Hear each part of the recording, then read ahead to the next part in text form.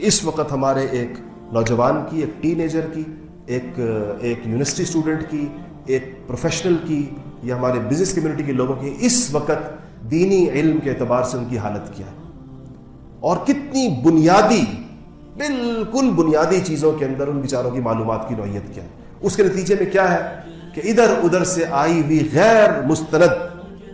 جو کچھ بھی آ گیا، کسی نے واٹس ایپ پر کوئی چیز بھیج دی، کسی نے فیس بک پر کچھ دیکھ لیا، کسی نے کسی کی ٹویٹ دیکھ لی، کسی نے کوئی ویب سائٹ کھول لی، تو اس نے جو کچھ دیکھ لیا یہ اس کے علم کا ذریعہ ہے، اور وہ اس کو اللہ اور رسول کی بات سمجھتا ہے۔ میں نے اس دن ایک جج صاحب تشریف لائے ملنے کے لیے، میں نے ان سے کہا کہ دیکھیں ہماری نوجوان نسل کی بدقسمتی کہ اگر ایک بچہ دین کی معلومات حاصل کرنا چاہے تو اس کے پاس جو سب سے بڑا ذریعہ ہے اس دور میں وہ انٹرنیٹ ہے۔ وہ گوگل سے پوچھتا ہے، کسی عالم سے تو اس کا تعلق ہی نہیں ہے کہ جا کے کسی عالم سے پوچھے۔ ویسے بھی بچے تھوڑے، نوجوان نسل مولویوں سے ذرا ویسی وحشت زدہ بھی ہوتی ہے، تو کہتے ہیں کہ گوگل سے پوچھتے ہیں۔ تو بچے کو اسلام کے بارے میں معلومات اگر حاصل کرنی ہے، اس کو شوق ہوا، جذبہ ہوا ہے، تو وہ گوگل میں اگر اس کے سرچ انجن میں لفظ اسلام ڈالے گا تو جو اس کے پاس پہلی ویب سائٹ جو سب سے اوپر کھلتی ہے islam.com کے نام سے، وہ قادیانیوں کی ہے، اور وہ 35 زبانوں کے اندر ہے،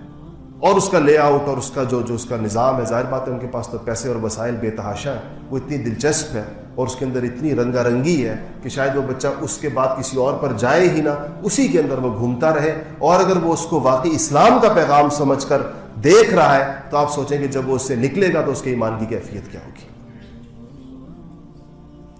اور یہی سب سے مستند ترین ذریعہ اس وقت ہے، اور جتنا ہمارا وقت گزر رہا ہے، ہم ایک ڈیجیٹل ایج کی طرف بڑھ رہے ہیں، آنے والے وقتوں کے اندر یہ اسمارٹ ڈیوائسز اور بھی زیادہ اسمارٹ ہو جائیں گی، یہ اور بھی زیادہ آسان ہو جائیں گی، سستی بھی ہو جائیں گی۔ انٹرنیٹ کی کوریج جو تھوڑی بہت کمی بیشی ہے وہ بہت زیادہ تیز ہو جائے گی، پوری دنیا اس کے اوپر لگی ہوئی ہے، دنیا کا سب سے زیادہ سرمایہ اس چیز کے اوپر خرچ ہو رہا ہے، اور بڑی بڑی اس پہ رپورٹس آ رہی ہیں۔ فیس بک کو یہ افسوس ہے کہ اتنے ارب انسان تو ہمارے پاس آ گئے لیکن اتنے ارب لوگ رہ گئے ہیں، کیسے یہ ہمارے نیٹ ورک کے اندر داخل ہوں گے؟ ان کہتے ہیں کہ انہوں نے کہا کہ ہم صحراؤں کے اندر بھی آنے والے وقت کے اندر یہ جو انٹرنیٹ کے جو سروسز کو جو دینے کا نظام ہے ایسا بنا دیں گے کہ جہاں جہاں انسان روئے زمین کے اوپر موجود ہے، کہیں پر بھی وہ ہوگا تو اس کے پاس اس کی اسمارٹ ڈیوائس کے اندر ہر وقت یہ سہولت اس کے پاس رہنی چاہیے، کیونکہ ان کمپنیوں کا تو کاروبار اسی پر چل رہا ہے۔ اربوں خربوں ڈالر کے ان کے بجٹ ہیں، ان کے پاس اس قدر پیسہ ہے کہ ایک پوری ریاستیں ان کے سامنے غریب ہیں۔ پاکستان کا کل بیرونی قرضہ جتنا ہے،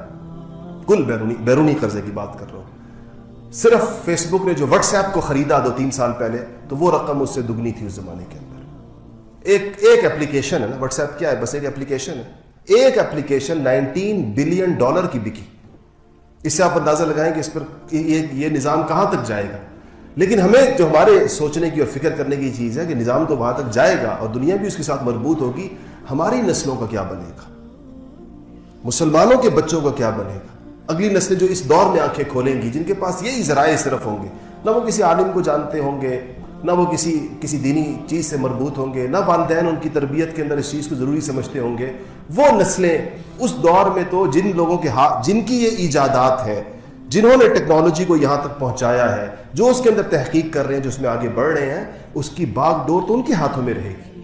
جس پیغام کو وہ دینا چاہیں گے دیں گے، جس پیغام کو وہ روکنا چاہیں گے وہ روکیں گے، کیونکہ جس کی دیکھیں پچ جس کی ہوتی ہے تو وہ کھیل اس کے ہاتھ کے اندر ہوتا ہے۔ اس لیے ہمارے یہاں کہتے ہیں نا ہوم گراؤنڈ کی پچ ہے، کہ گھر اپنے ملک کی پچ ہے تو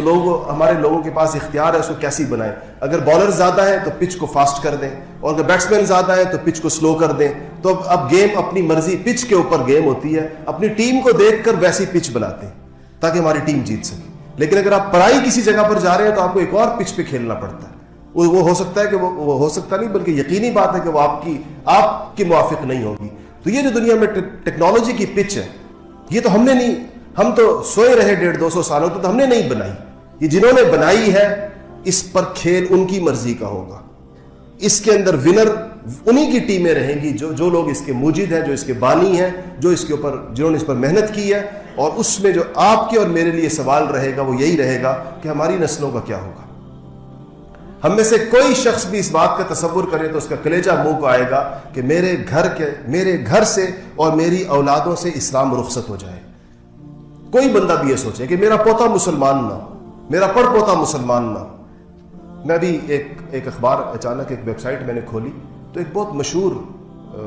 کوئی اس سے مجھے اندازہ ہوا خبر سے کہ کوئی بہت مشہور سنگر ہے اور مسلمان ہے، مسلمانوں والا اس کا نام ہے، انگلینڈ میں پیدا ہوا ہے، کسی بڑے میوزیکل بینڈ کو وہ چلاتا ہے. اس کا بیان ایک ویب سائٹ پر لگا ہوا تھا کہ میں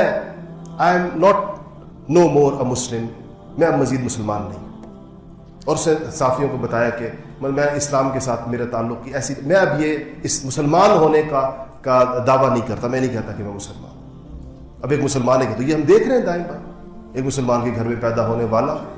اور مسلمان، اس کا باپ مسلمان ہے، اس کی ماں مسلمان ہے، اس کے بہن بھائی مسلمان ہیں، لیکن وہ برملا کہہ رہا ہے کہ میں مزید ایک مسلمان نہیں ہوں. تو یہ چیزیں آج ہمارے گھر کی، اس میں جو ہمارے پاس ایک رستہ ہے اپنے آپ کو بچانے کا اور اپنی نسلوں کو بچانے کا، وہ یہ کہ ہم وہ راہیں سوچیں جس کے ذریعے سے ہم اپنے بچوں کو رسول اللہ صلی اللہ علیہ وسلم کے دامن سے وابستہ رکھیں. آپ کی نبوت قیامت تک کے لیے ہے